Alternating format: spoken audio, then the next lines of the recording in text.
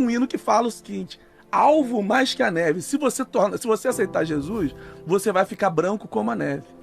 Isso é cantado por brancos e negros com lágrimas, porque tem uma melodia lindíssima. Porque o discurso, às vezes, nefasto, um discurso de dominação, ele está embalado, ele tem uma entrega muito boa, de uma melodia linda, de uma memória familiar, de uma memória comunitária, todo mundo cantando, de olhinhos fechados, de mãos levantadas, ou ajoelhados, ou um coro cantando. Branco como a neve, branco como a neve, porque o sangue de Jesus me torna branco.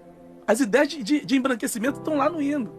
Então, há um distanciamento, há um caminho a ser percorrido, porque essa teologia, uma teologia preta, está chegando no Brasil agora. E você vai ter James Cone, você vai ter grandes nomes que vão propor, a partir da década de 60, uma teologia preta que só chega no Brasil agora, porque os seminários abominavam esses livros, esses conteúdos de uma teologia preta, de pensar o sagrado, não numa perspectiva eurocentrada.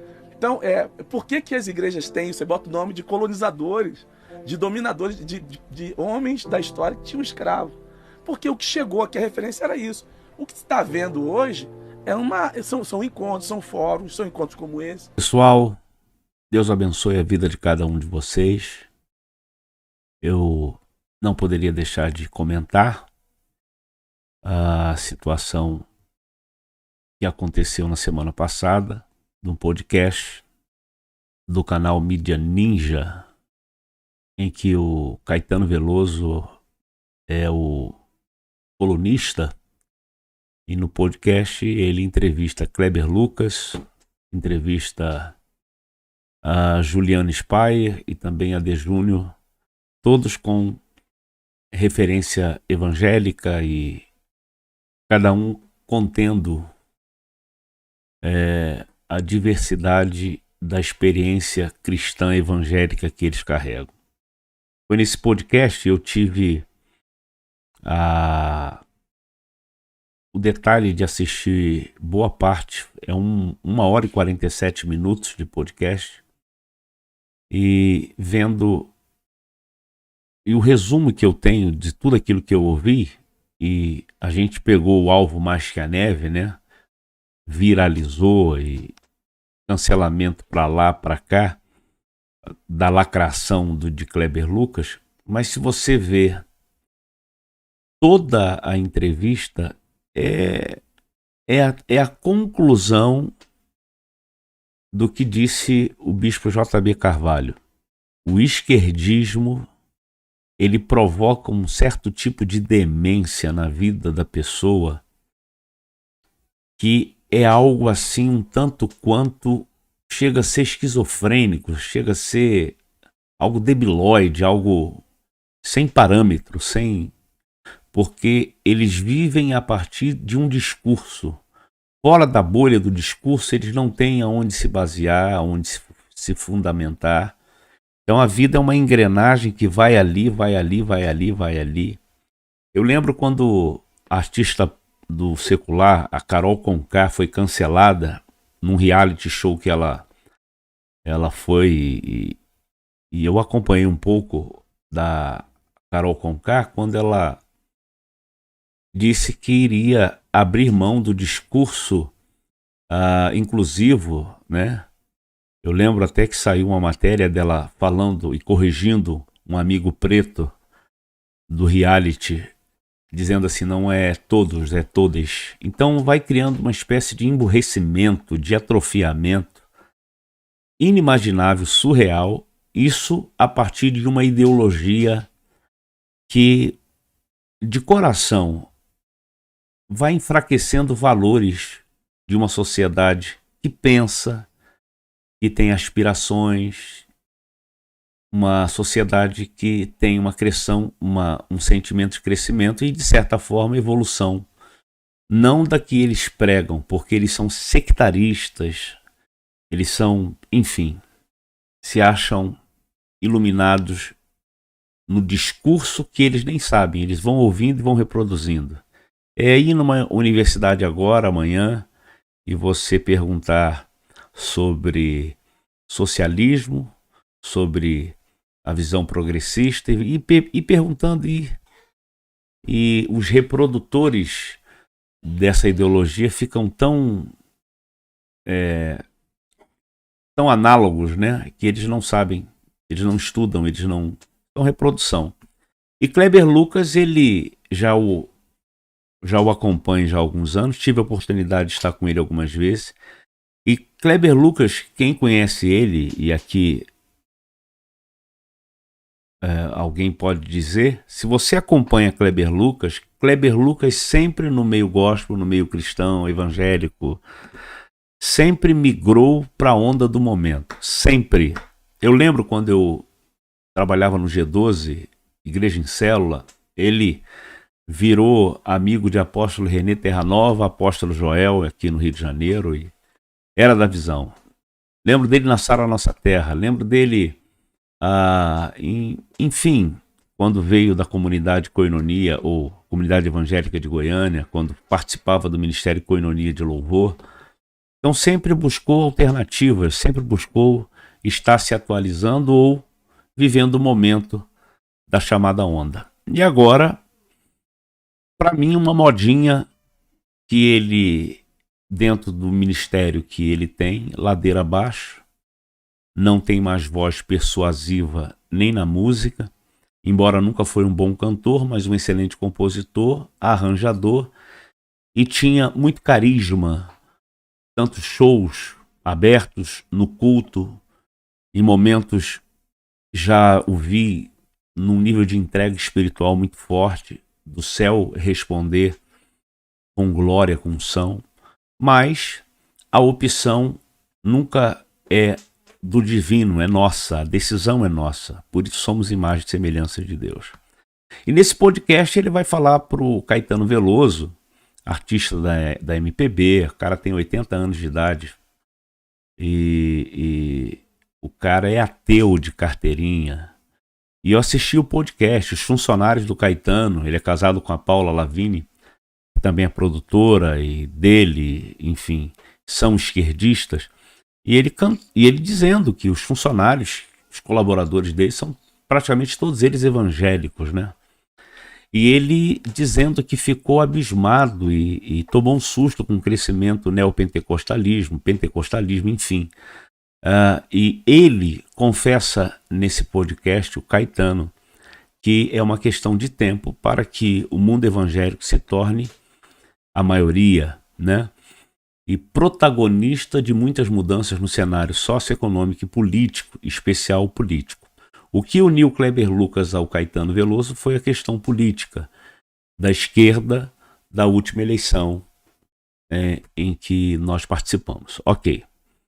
Aí o Kleber Lucas me vem com uma teoria, uma loucura, porque é a visão esquerdopata do hino da harpa cristã, número 39. Hino da harpa cristã, número 39. Alvo mais que a neve. E ele vai falar que é uma embalagem bonita, que todos choram, né, que agrega brancos, negros de todas as idades e tal. Ele usa uma palavra que o que está por detrás dessa fala bem elaborada, ele usa o termo algo nefasto. Nefasto. Eu fiquei perplexo. Cara, não sei se é cachaçada, eu não sei o que é. Nefasto. Eu fui lá no dicionário. Nefasto é algo nocivo, algo que produz prejuízo, algo que produz dano.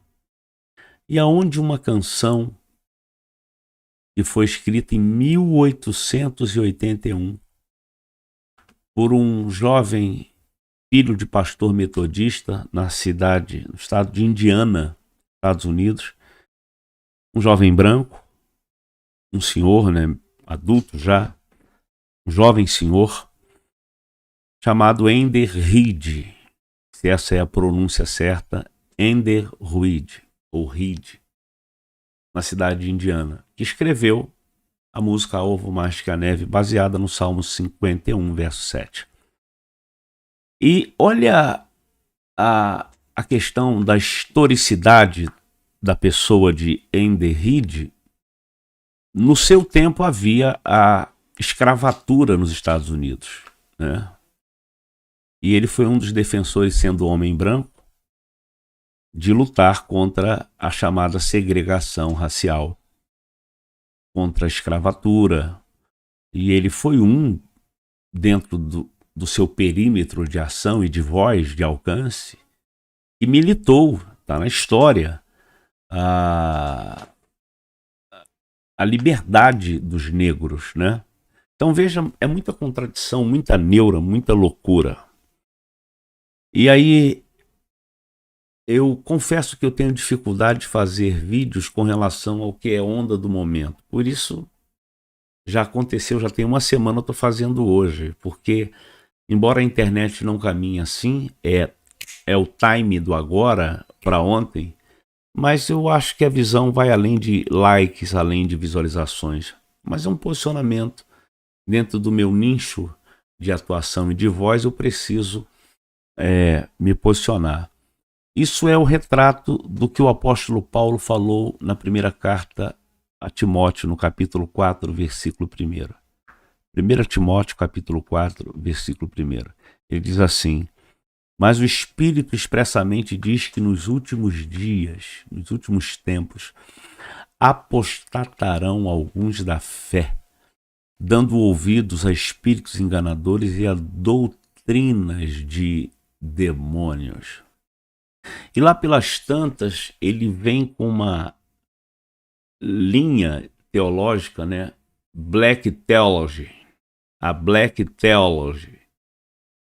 Teologia preta, difundida por James Cone. Ele falou, James Cone, eu fui lá ver, um professor teólogo, que na década de 60, já com um movimento que vai desencadear a cruzada de segregação racial liderada por, lá na frente, ainda na década de 60, por Martin Luther King.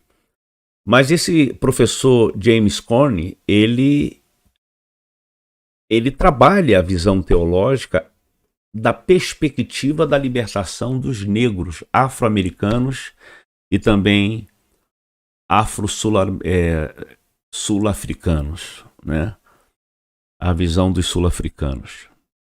Vive nesse momento, na história, na década de 60, na África do Sul, segregação racial, chamado apartheid, ou seja, branco por um lado, negros por outro lado, bairros de negros e brancos. Isso também vem embalado para os Estados Unidos, numa proporção ainda que de muito embate, diferente da colonização inglesa na África do Sul. Houve muito mais resistência a nível de América, mas pegando o apartheid, também pegando a segregação dos Estados Unidos, James Cone, ele defende a teologia negra, a teologia preta, a Black Theology, que é esse o termo, theology. E ele vai trabalhar a visão dos menos favorecidos. E aonde entra o equívoco da gente denominar a teologia disso, teologia daquilo? Que a gente mais vê hoje. Ricardo Gondim defende a teologia relacional, que tudo está no campo da humanidade e Deus não interfere em nada. O Ed Renekiewicz, ele defende a teologia liberal, né? O Caio Fábio, ele é liberal com a teologia inclusiva, o Deus de todos, que aceita a todos, sem renúncia prévia ou confissão de pecados. E nós vamos ver Ariovaldo Ramos defendendo a teologia da missão integral, atrelado à teologia da libertação. Um grande difusor da teologia da libertação é um ex-frade, um ex-monge, um ex-padre chamado Leonardo Boff, que é excomungado da Igreja Católica e já na década de 80 por aderir. Todas essas teologias que são chamadas teologias progressistas, elas estão no bojo, no puxadinho da visão esquerdista no mundo. é sempre a partir dos menos favorecidos. E aí eu faço uma pergunta. O que Kleber Lucas entendeu sobre a visão da cruz? Ele veio para salvar o que se havia perdido. Ele não veio para estabelecer que salvação é a partir da cor. Então, quando ele pega o Inário, alvo mais que a neve, e diz que isso é um discurso de segregação, o cara já pirou na batatinha há muito tempo. E a pergunta é, aonde a gente vai parar?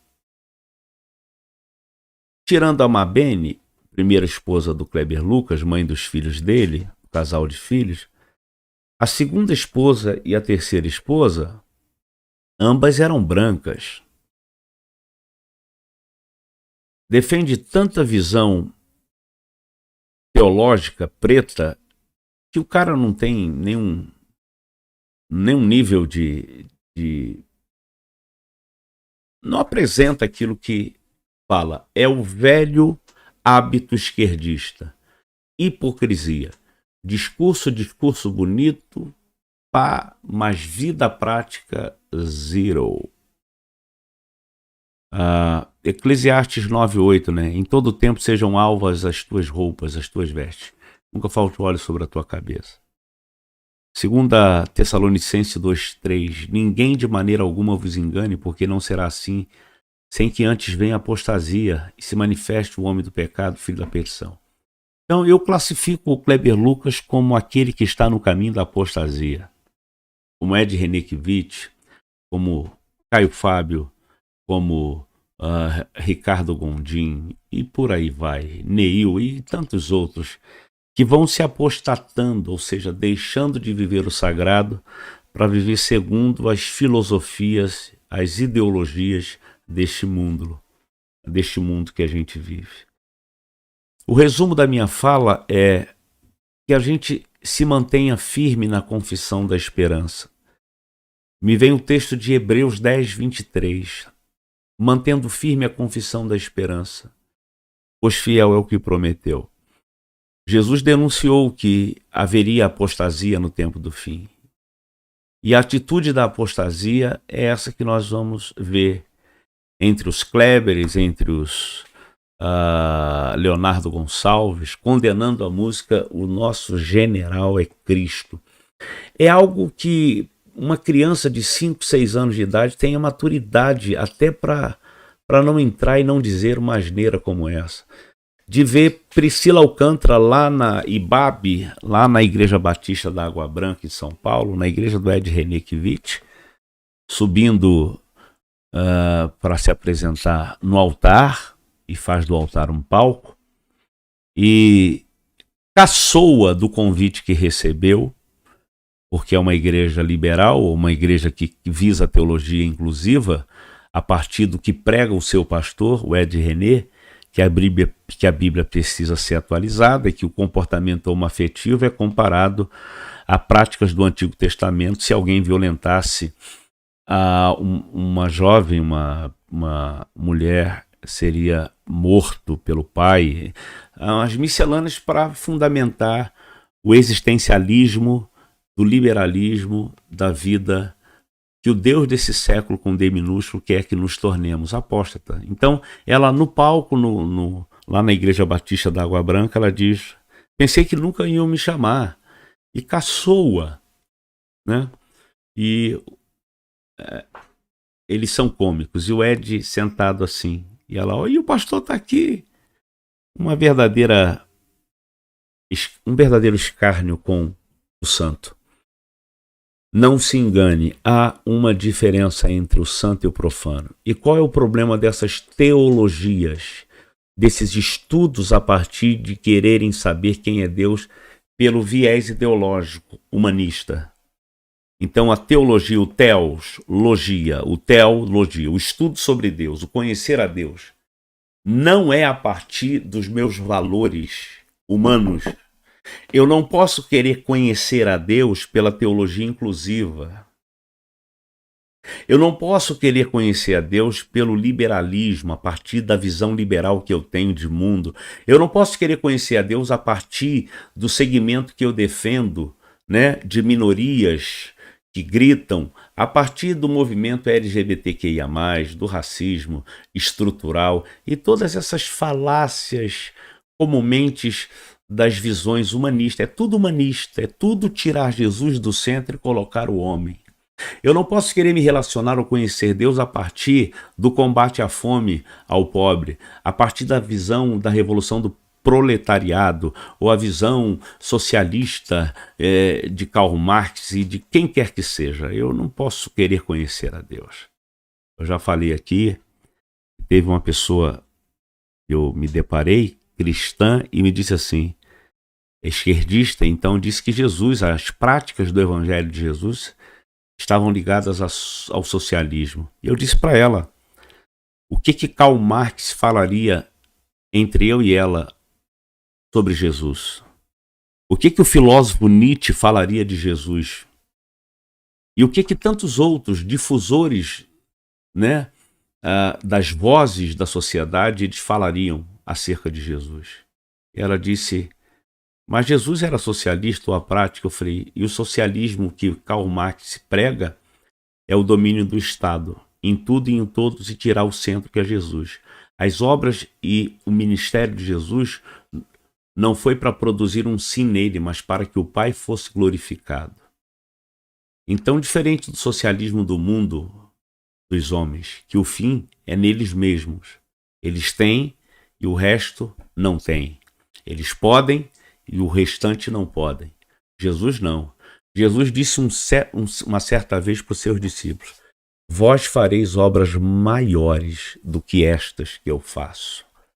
Então veja que essa perspectiva, ela sim é nefasta. Kleber Lucas, agora sim se aplica a palavra nefasto quando alguém quer conhecer a Deus a partir de um viés, de uma visão do que ele tem de mundo. Então, se ele é militante da causa racista, se ele é militante da área inclusiva, se ele é militante na área dos povos que passam fome, se ele é militante a partir daquilo que é relativismo, então ele quer conhecer Deus a partir daquilo, e não é. É Jesus dizendo para Nicodemos, é necessário nascer de novo. E Nicodemos é senhor da lei, doutor da lei, garantidor das observações das ordenanças. E Jesus diz para ele, olha, tem que nascer de novo. Não é a partir da sua visão, da sua premissa religiosa, não é a partir do que você vê com lupa nas 613 ordenanças no Decálogo. Ô Nicodemos, comigo é assim, esqueça tudo, nasce de novo, arrependimento, confissão, negue-se a si mesmo. Qual é o problema de Kleber Lucas? Saiu da rota de negar a si mesmo. E todas as vezes que a gente deixa de negar a nós mesmos para seguir a Cristo, o que vai ser inserido serão as coisas deste mundo. E aí, um perigo que a gente vai viver isso até a manifestação do anticristo. Qual é? A apostasia. Não se surpreendam com pessoas que a gente estimava, como Caio Fábio, que marcou a minha vida, a minha adolescência, a minha juventude. O cara despregar tudo aquilo que pregou. E tantos outros. Eu encerro esse vídeo declarando o que a palavra de Deus diz, né? Em todo tempo sejam alvas as tuas vestes e nunca falte o óleo sobre a tua cabeça. Tem que ser branco, branco como a neve. Eclesiastes 9:8. Eu espero que de certa forma esse vídeo tenha contribuído com a sua vida, com o que você pensa, o que você estava esperando. Eu recebi muitos vídeos, pessoas me mandando mensagem, e eu precisava então falar com vocês. Temos aqui 32 pessoas ao vivo, que Deus abençoe. Isso aí, é verdade, Maria Araújo Ambrósio, é verdade. É apostasia. E nós vamos viver isso até a manifestação do anticristo, é o tempo do fim, o homem da iniquidade, nós vamos ver várias pessoas se apostatando, né? O Kleber Lucas, com aquele discursos de demente esquerdopata, que consome literaturas, sabe, que não edificam um nível de 1% nos neurônios, e o Caetano olhando para ele assim, tipo assim, eu não estou entendendo nada, que bagaça é essa? Sabe, é algo muito terrível. Duas coisas que a gente precisa entender no mundo da informação da internet. O gerar conteúdo em cima de falácias é algo tão chocante, mas eu procurei ver sobre lacração, né? E o que Kleber fez foi lacrar. Porque a música Deus Cuida de Mim, cantado por ele, pelo ateu do Caetano Veloso, precisa atingir os streams, os top trends dos streams, com o viés de embolsar uma graninha que não faz mal a ninguém. Fora isso, Kleber Lucas, volte ao primeiro amor, faço das palavras do Mestre Jesus a Nicodemos, nasça de novo. Que Deus abençoe você, aqui estão as minhas redes sociais.